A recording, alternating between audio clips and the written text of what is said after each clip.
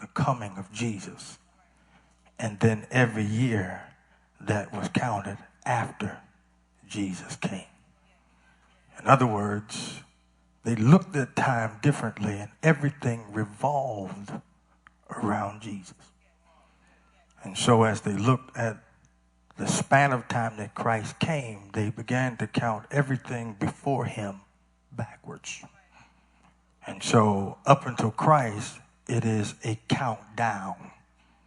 So BC is 68 BC, 67 BC, 65 BC, all the way to Jesus.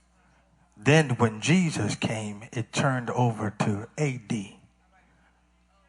Anno Domini, in the year of our Lord. AD 1, AD 2, AD 3, AD 2000, AD 2001. Now, some of you are saying, okay, what does that mean? Then the Gregorian calendar changed everything because, as I said, now every year belongs to Jesus. Oh, I'm going to preach before it's all over. I promise I'm going to preach tonight. No matter how you bring the year in, no matter how they may call it the year of the dragon, they may call it the year of the sea god, they may call it the year of whatever they want, but if they're in AD, if you're claiming AD 2012, if you're claiming 2012, the year belongs to Jesus. If you're not hearing what I'm trying to say in this camp. If you're operating in the AD Gregorian calendar, it is the year of our Lord. Now, some of y'all are hearing this, but you ain't really hearing this because we've let the world believe it is the year of their gods. Because the truth of the matter is, not only does 2012 belong to the Lord, but 2011 used to belong to the Lord. 2010 belonged to the Lord. 2009 and 8 also belong to the Lord. But the problem is because our mindset did not know that we were stepping into the year of our Lord, we let other false gods take claim of years that really didn't belong to them. We let the world seize opportunities in the year of our Lord that really belong to us. Can I take my time? And so the way I want to have you to understand the significance of shifting from AD 2011 into 2012, you have to understand it was always intended for 2011 to really significantly be the year of our Lord.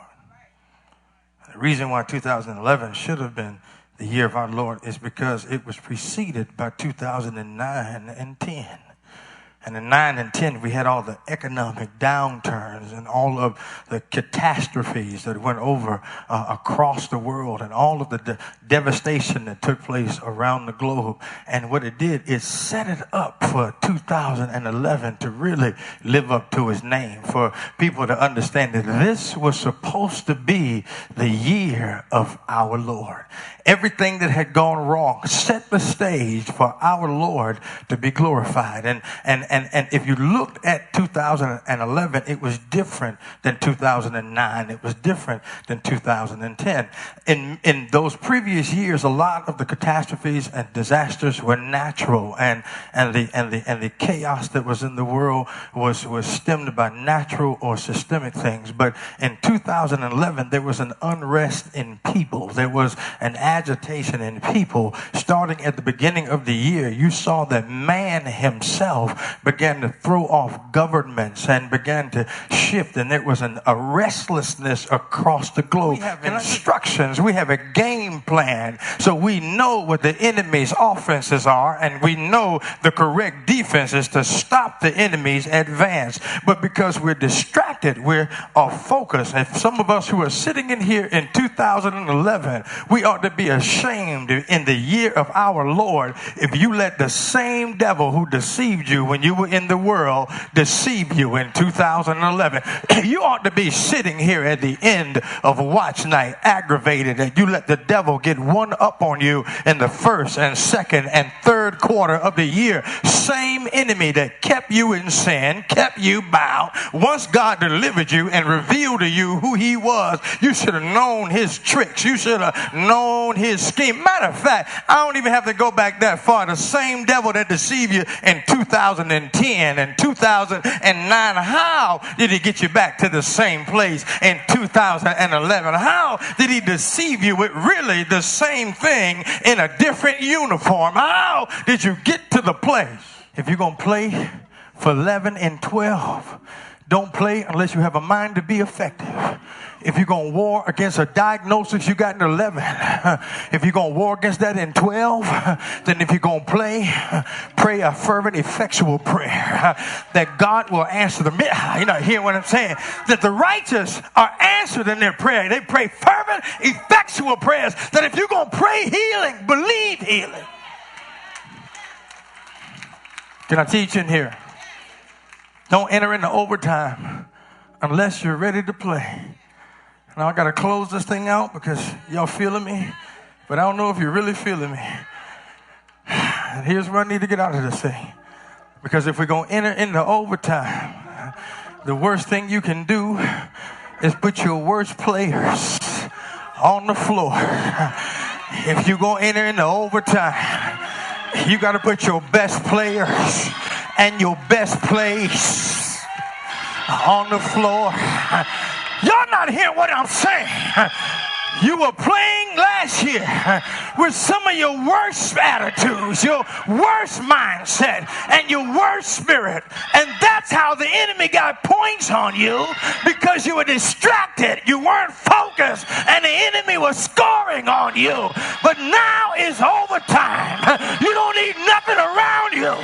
You don't need nothing connected to you. You don't need nothing in you. Hey, it's overtime. I need my best players. I need my best players and my best play on the floor. Can I help you? Can I help you? That's how you call for your best players. Anybody seen Jesus? Anybody seen Jesus? Michael Jordan ain't got nothing on Jesus. Kobe ain't got nothing on LeBron ain't got nothing. Where's Jesus? I'm here to tell you, can you see Jesus coming in the game? Here's where you messed up. In 11, you had your best player sitting on the sideline. You're trying to handle it yourself. You're trying to fight the devil by yourself. And the best player is on the sideline. But in overtime, you got to get your best player on the floor. Somebody call Jesus. Where is Jesus in your life? Somebody say, he's already on the floor with me. Yeah, but some other people got him on the sideline. Let them call Jesus. Don't, what are you looking at me for? Call Jesus. Say, Jesus, I need you in the game. Jesus, I need you. Jesus. Can you see Jesus coming on the floor? Can you see Jesus?